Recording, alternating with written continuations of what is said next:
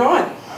Good evening. It's February 14th, 2025, and it's my great pleasure and honor to speaking with Mr. John J. Jeckovich, World War II hero, and a man that wore many hats over the last 100 years. Happy Valentine's Day. Happy Valentine's Day. How are you feeling today, Mr. Jeckovich? Very good. I feel great. You're looking well. You're going to trip on that stupid thing. I know. Okay. You're looking well. Yeah. So you had a nice day, I take it. Yep. Well, we're going to continue reading. Amber couldn't come over. Her car's broken down. Yeah, she had some problems. It's being resolved tomorrow. Huh? It's being resolved tomorrow, so I'm sure you'll see her soon. She just spent $3,000 on a transmission. I know. It'll be resolved tomorrow, so there's no worries. Your great-granddaughter will be knocking on your door tomorrow. It'll be beautiful to see. How to get it resolved? Well, I'll talk to you off camera. But everything is perfectly well. And we're reading your book. How many pages was that? 849. Wow. We're on page 820, so you better get that second book and give me some paragraphs. I'm running out of pages. Mr. Jeckovich is a World War II highly decorated combat veteran. Oh, boy. Oh, boy. From Company H, the 2nd Battalion, the 291st Regiment of the 75th Infantry Division of the U.S. Army during World War II. Mr. Jeckovich believes in the motto, yesterday is history, tomorrow is a mystery, and today is a gift. Well, I could start reading. This is when you're closing down the laundry because of a rogue decision by the local Niagara Falls government to shutter 200 businesses around the Falls area, 2nd and 3rd Street, to put up a convention center.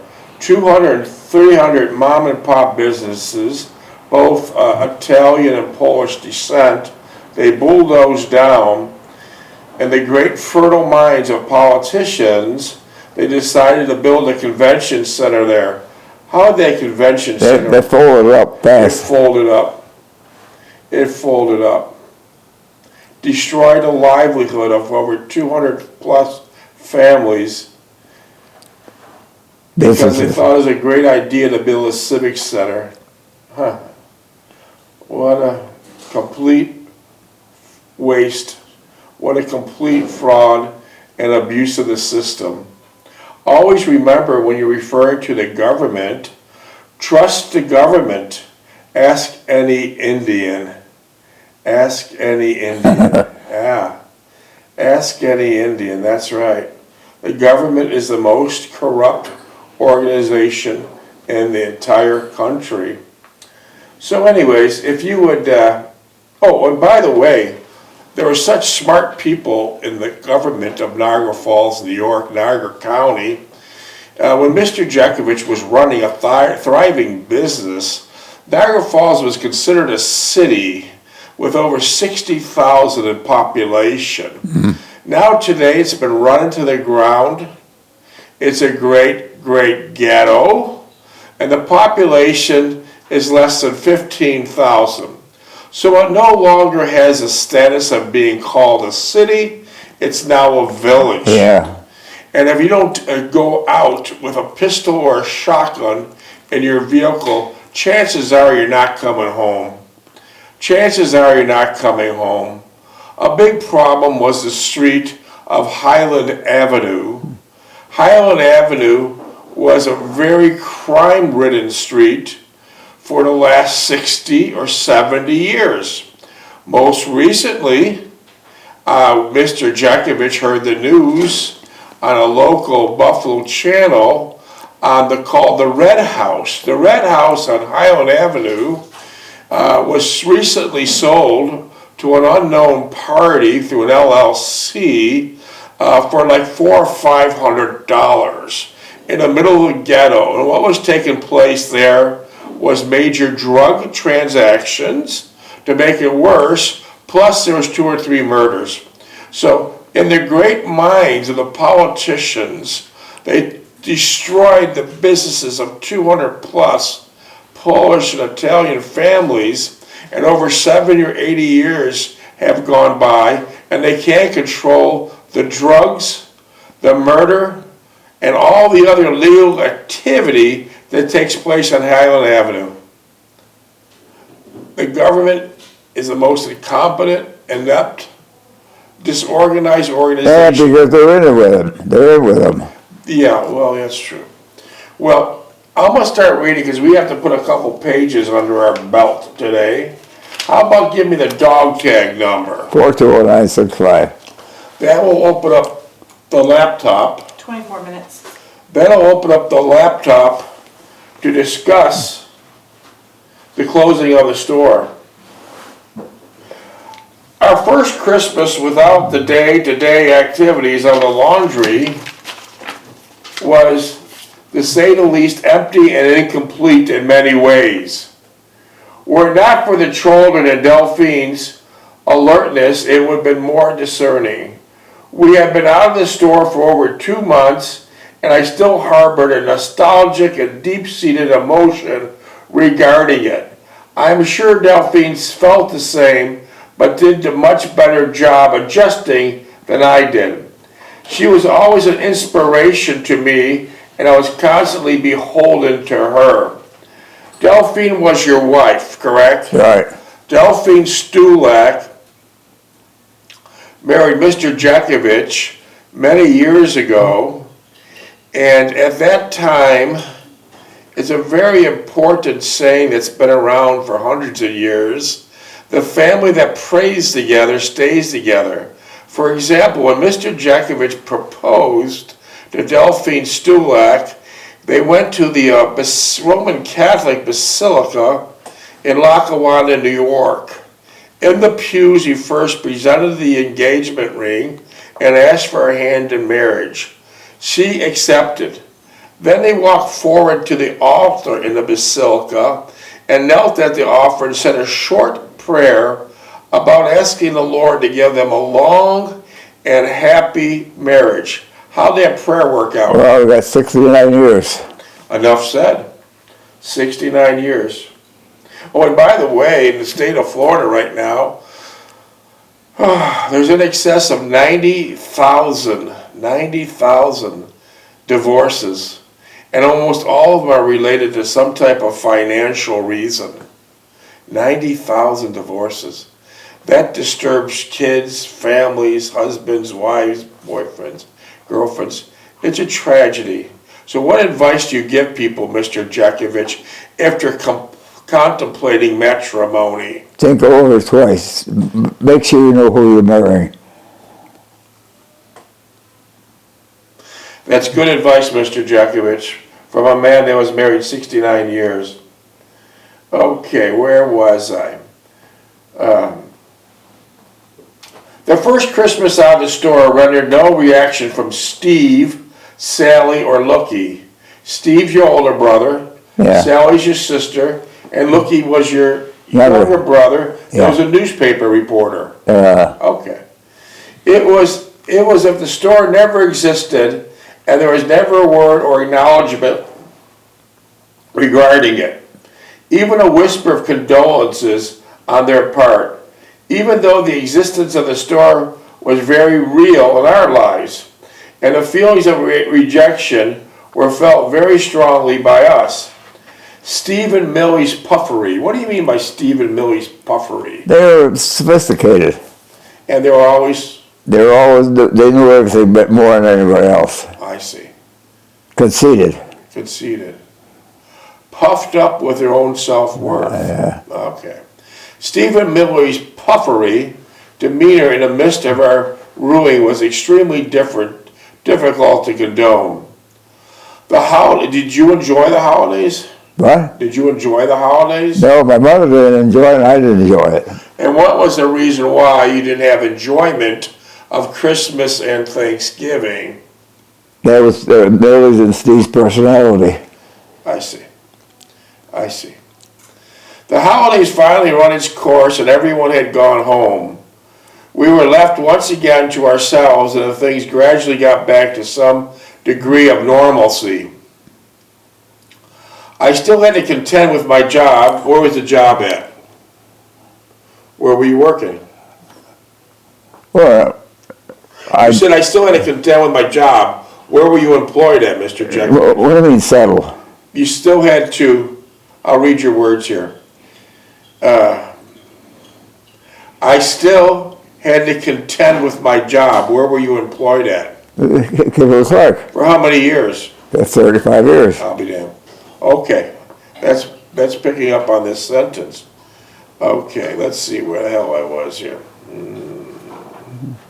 I still had to contend with my job, although more contentious without the store to fall back on, and Delphine was light in workload, had more time to do what she did most graciously in great spirit, tending to our children.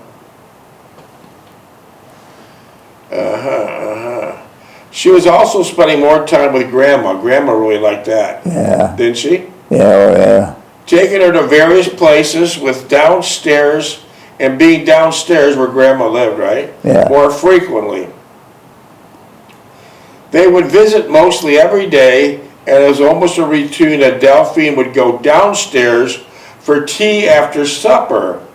The children would be watching television, and Grandma and Delphine would be visiting in the kitchen.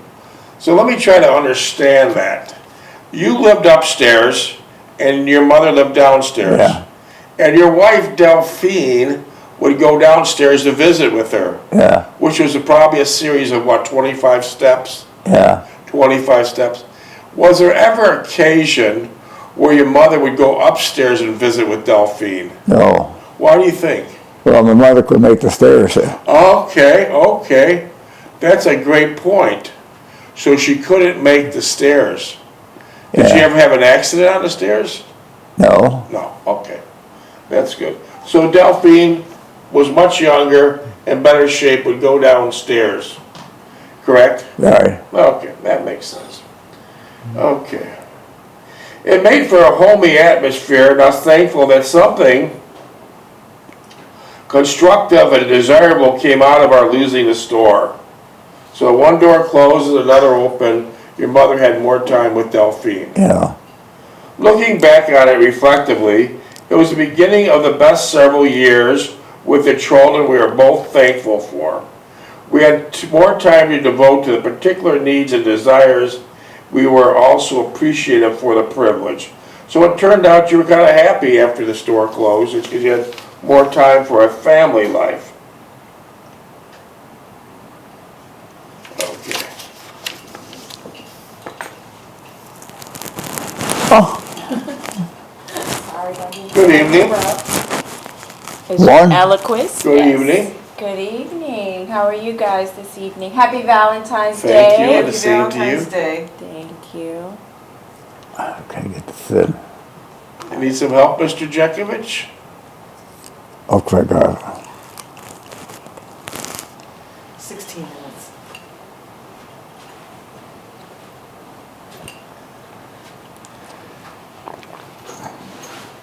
Thank you. Thank you. Thank All you. good? All right. Thank You're welcome. 9 o'clock? Okay. Yes. Gotcha. Yeah. Okay, let's see where we were.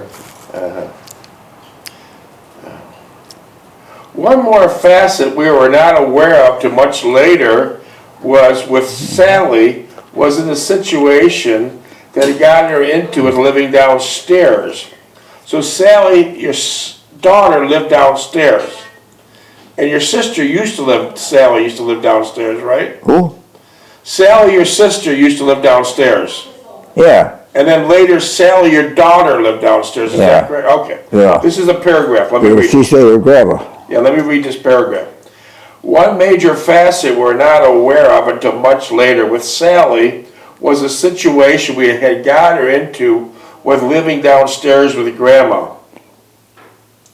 Although it started out as an expeditious way to solve our overcrowded conditions, we soon discovered it was leading to many pitfalls and complications. Well, grandma spoiled her.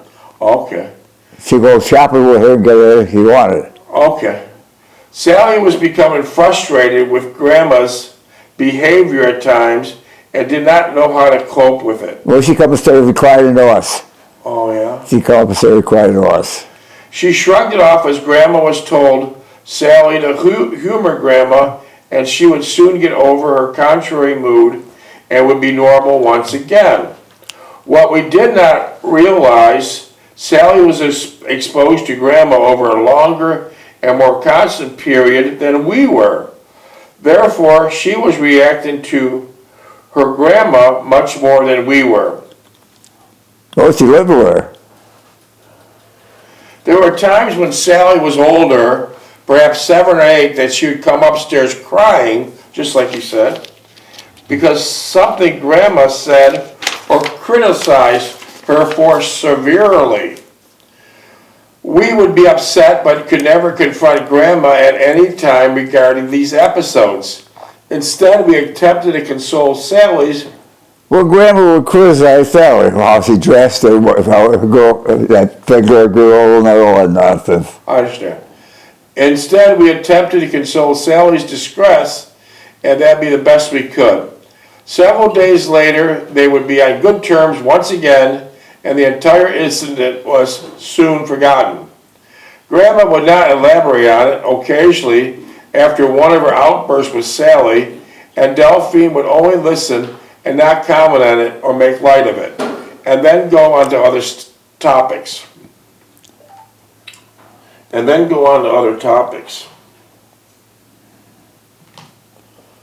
Okay, where was I? I should have been more aware of what was transpiring between Sally and Grandma, and there were times when I would elaborate to Delphine my feelings regarding Grandma's behavior towards Sally.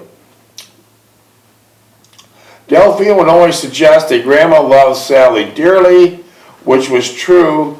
And Well, Grandma would find fault with her. What? Grandma would find fault with Sally. And then little spats were nothing 12 and a half. nothing more than skirmishes of them engaged in no serious outcome. Most of the time it was left at that, but as time went on, Sally got into high school. I had become more concerned as I observed Sally's reactions to Grandma's latest complaints. We had planned a trip to Montreal for the Expo 67. As it got closer to the date, we looked forward to it with much anticipation and excitement. Having made arrangements at the campsites outside of Montreal a year in advance. So you went to the Expo 67? Yeah, we made a reservation, we got a dumpy place. Tell us about the place. What did you mean by dumpy? Well, they put us right in the corner. We had reservations a year ahead of time. And so you made reservations a year ahead of time, and then you weren't getting a spot that you were promised. Yeah. Didn't you make a reservations one time in your, let's see, 2 or 3 months ago, I was reading about, you made reservations, I think it's on chapter 3, way in advance at the Apple Grove Inn? Oh yeah, that was Mother's Day. How'd that go? Well, they put us in a circle at the restaurant. And we waited and waited and waited, and then that woman knew people in the circle, she'd take them out, and we would still be in the circle. So did you end up eating there? Yeah, we ate up in there. It was frustrating, though. And how long of a delay was it? No, actually, we walked out. We went to Chick-fil-A and had something to eat there. I see. So you had reservations a year in advance, and they put you in some type of circle. Was this circle like a waiting room or something? Oh yeah. And then if they knew a friend, they'd... Well, when the table got empty, they put somebody in it. Their friends were there, and they would just pick their friends up. Okay, I understand that. So we got pissed off, went down to Chick-fil-A, got something to eat there. Okay. We had planned a trip to Montreal for the 1967 Expo, and it got closer to that day. We looked forward to it with much anticipation and excitement. Having made arrangements at the campsite of Montreal a year in advance, we were preparing to drive up this summer on my vacation. So you took off from Kimberly-Clark. Well, that was my vacation. Interesting point. Back then, you did not need a passport to enter Canada. You simply went across, paid a few bucks. Now it's like a passport and a Oh, yeah, they're checking everybody a now. hell of a lot of questions and inspections. Yeah. If during the Expo 67, if you had to have a passport to enter Canada, and if you're subject to all the interrogations at the border to cross, would you have gone? Huh? No, no. That's a good point. That's a good point. That's a good point. You would not have gone. They're putting a burden on good, honest Americans across. Well, you had to have, you had to get a foreign passport to get in there. Yeah. Having made arrangements at the campsite in Montreal a year in advance, we were preparing to drive up that summer on my vacation. After renting a stove, a heater, and all the rest of the necessities that made for pleasant camping, we were ready for a great adventure. Delphine had prepared some food in advance for our trip and had frozen it so it would stay reasonably fresh when we were ready to use it. The huge freezer chest we had rented would be full to the top with food, and she prepared for our daily use. Luckily, we still had our large international travel, so you had that big green monster. Yeah. Let's see, luckily we had our international station wagon, and we crammed everything into it on the top of it. You ever put stuff on the top of it? Yeah, well, there was bars on top, yeah. Holy hell. As we rented a rooftop carrier, it was our first experience in camping, and how we perceived it would determine if we would invest in a trailer equipment and start camping. Idea appealed to the boys. Sally did not think much of it, so Sally didn't like it. No, Santa wasn't a camper. No, go ahead. Okay. The idea of no sheets in a sleeping bag and a cot was too repulsive for her, and she wanted to stay home with Grandma. We insisted that she accompany us, and she reluctantly did so. And I believe she had an enjoyable time. Yeah. The final day arrived. We had spent previous day packing, and all that we take into the international. That's the big travel hall. The food included the food, clothing. Remember I had that big cupboard, food cupboard that somebody stole? That was a beauty. Yeah. They include the food, clothing, sleeping bags, and small battery-powered radio, and even Sally's favorite dolls. Wow. Oh, that's so cool. Wow. But we're all concerned about leaving Grandma alone. Oh, there's another point. Yeah, You don't wanna leave that was a Grandma big alone. thing, yeah. I assured her she would be just fine, and she did not want to go with us. There was nothing more that we could do. Well, we didn't stay that long. 6. 6. Well, let me ask you something. I have some random texts from a couple months ago. Are you up to answering text messages? Go ahead. They're not very detailed. They're just general text, and I put them in this graft over here. Mr. Jeckovich, when you were in World War II in the Ardennes Forest, did you run across any wild animals? Wild animals? Yeah. No bears. We would come across raccoons, foxes, How about in chapter 3 you talked about a deer? a deer up there. Yeah, I shot the deer and there was a dove inside of her. Is that what you had for dinner that night? Huh? Is that what you had for dinner? No, we didn't. I didn't eat it. No, the deer was still alive.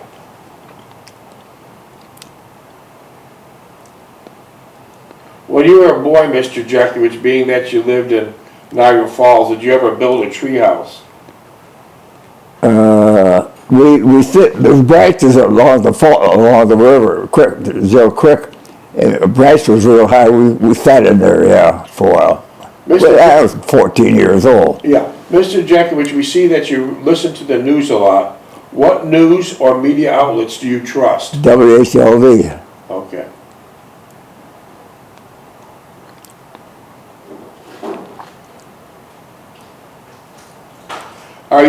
homebody or person of town? Homebody. Come on. What do you think of CNN? Huh? What do you think of CNN? Well, it's a good outfit. Okay.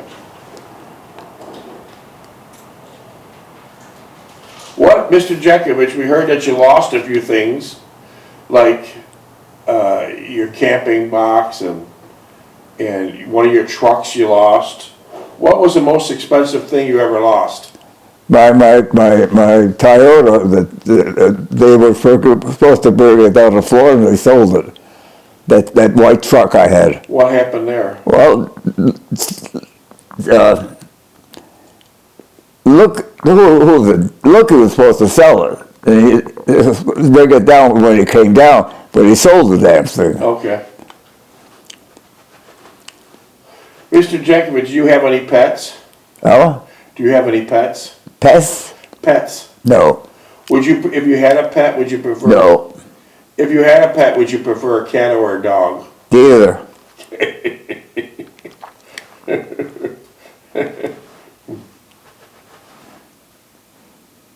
Mr. Jeckovich, do you think during your lifetime there will ever be a cure for cancer? There would be a cure for cancer? During your lifetime? I never thought about it. Okay. I mean, these come in and I put them in the chart here and I read them when I can.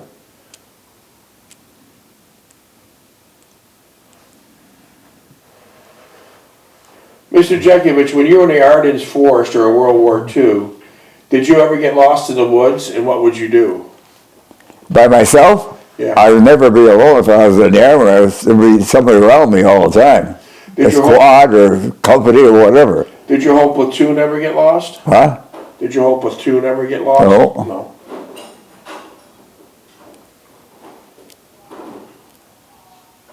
Slept on the road a lot. On the road? Yeah, on the road, yeah.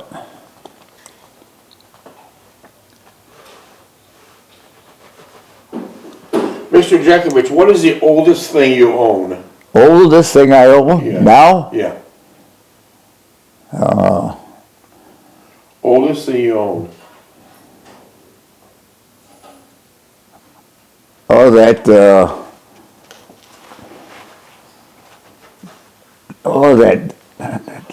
case. Okay, case, okay. Mr. Jeckovich, being that you're knocking on the door of 100, would you advise people to get plastic surgery? No. Okay. You had many cars, Mr. Jeckovich, during your lifetime. What do you think was the ugliest car model that was ever made? This what? Ugliest car model ever made, ugliest car that was ever made during your lifetime.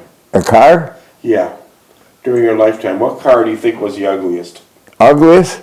Yes. The Renault. Renault, that's a good point. Minutes? Minute 40. Minute 40? Keep me close on that. Renault. Yeah. That's a good point.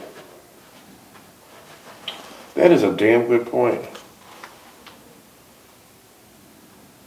Are your feet hurting, John? Huh? Are your feet bothering you? No. Oh, okay. I like jumping on it. Oh, okay.